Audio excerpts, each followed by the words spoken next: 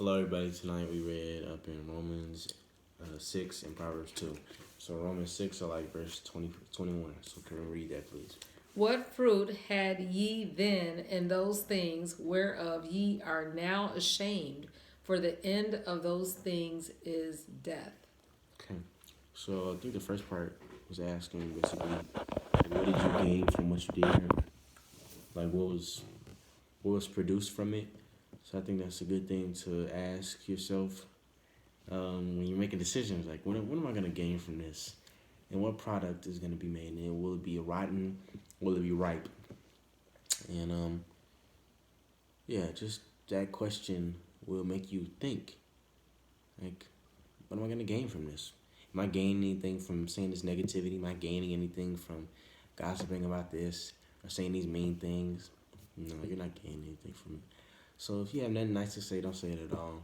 But if you do, then say it, because you'll be helping other people, and that in turn will give you just a good name, and helping people helps you, helps your spirit, positivity. Positivity, which is life. And this whole chapter is dealing with death versus life. And the last scripture says, for the wages of sin is death. So everything leads to something. If you are acknowledging God and what you're doing and He's leading you, then that's going toward life.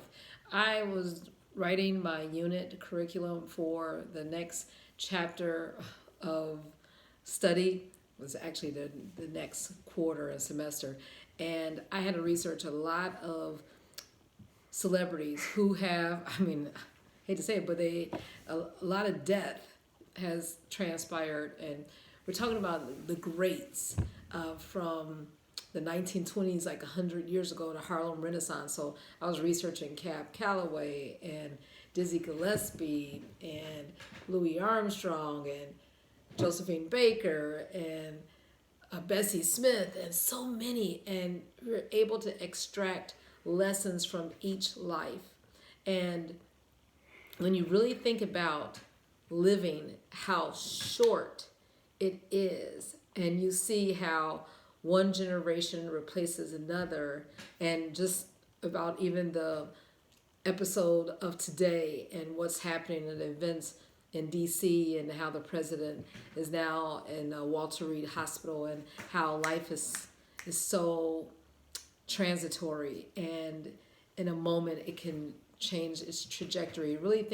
It makes me think about mortality, and how you do not want to waste your time on stuff that is leading toward the death of someone else. Maybe you're hurting someone's feeling, or you're just doing, dumb stuff that is not leading to life. No, God doesn't want us to indulge in that. And His promise is in Proverbs 2 that He will lay up sound wisdom for the righteous, and He'll be a buckler, a protection, a belt to them that walk uprightly. And He keepeth the paths of judgment and preserve.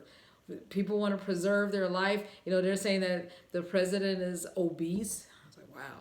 And he's high risk, being 74 years old. But the promise of God is He preserves the way of His saints. So we don't have anything to worry about as far as longevity and life and how long, because if we stay in the path that He has laid out, He makes the path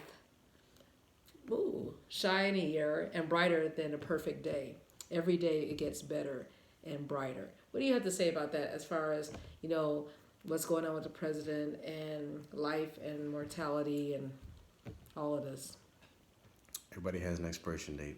Everybody has an expiration date, and let us be found faithful and do the works while we have life and the light within us, so that we can impact others, so that we can pass the baton. Because when you think about 100 years ago and what they were doing, or 10 years ago, and how so many have gone on to glory, let us just be found faithful in doing God's work. Have a wonderful evening.